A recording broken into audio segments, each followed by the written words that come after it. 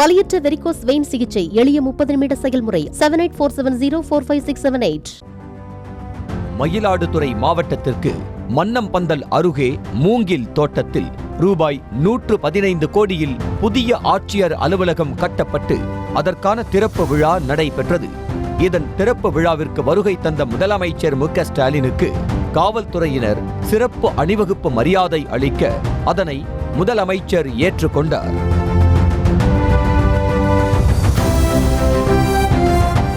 இதனைத் தொடர்ந்து முதலமைச்சர் புதிய ஆட்சியர் அலுவலகத்தை திறந்து வைத்தார்.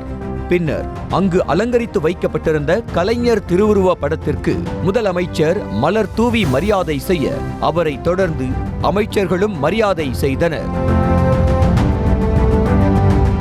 பின்னர் நலத்திட்டங்கள் வழங்கும் மேடைக்கு சென்ற முதலமைச்சர் மு.க.ஸ்டாலின் மயிலாடுதுறை, நாகை, திருவாரூர் மாவட்டங்களில் 655 கோடி ரூபாய் மதிப்பில் முடிவுற்ற திட்டங்களை திறந்து வைத்தும் புதிய திட்டங்களுக்கு அடிக்கல் நாட்டியும் விழாவில் உரையாற்றினார். 655 கோடி ரூபாய் மதிப்பிலான புதிய திட்டப்பணிகளுக்கு அடிக்கல் நாட்டி முடிவுற்ற திட்டப்பணிகளை தொடங்கி வைக்குமாறும் மாண்புமிகு தமிழ்நாடு முதலமைச்சர் அவர்களை பணிவன்புடன் கேட்டுக்கொள்கின்றோம்.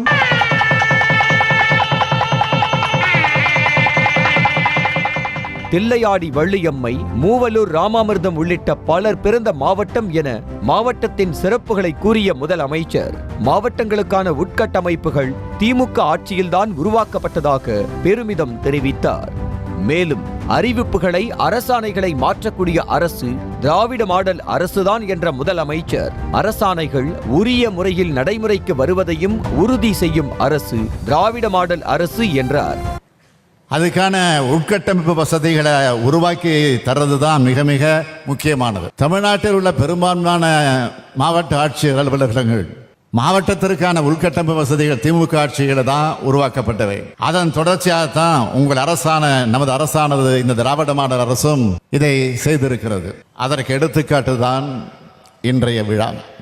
தொடர்ந்து பேசிய முதலமைச்சர் மயிலாடுதுறையில் புது நகராட்சி கட்டிடம், நாகை வெள்ளையாறு முகத்வாரத்தில் கரை பாதுகாப்பு சுவர், சீர்காழி மற்றும் தரங்கம்பாடியில் கடைமடை நீர் ஒழுங்கி, பூம்புகாரில் மீனவர்களுக்கு உலர் மின்தளம் என பல்வேறு திட்டங்களுக்கான அறிவிப்பை வெளியிட்டார்.